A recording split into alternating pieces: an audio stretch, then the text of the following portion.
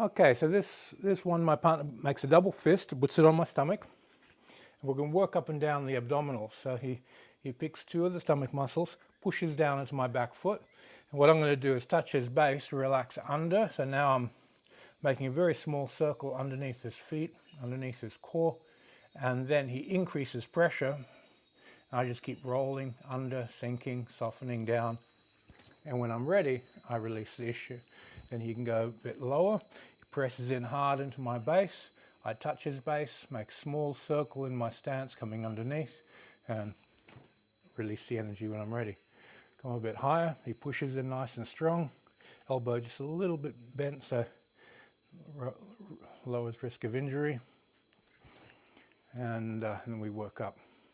And as I'm spinning, I'm rotating the tien. I'm rotating my core, dropping everything down underneath his base, and then releasing when I'm ready. Sink everything down, sink everything down.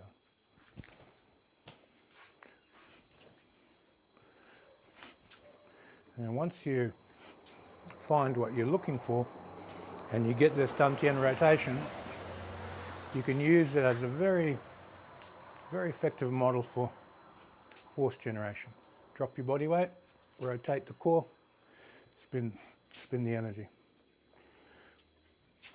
and so forth.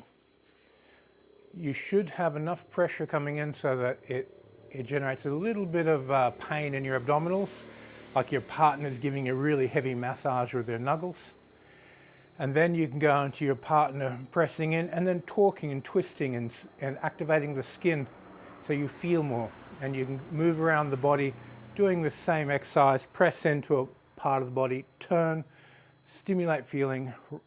You rotate according to the direction of the twist, spin the tien, same principle applies. Once you've got it here in the core, you can start running it through the rest of the body and have the feeling of what you have to do.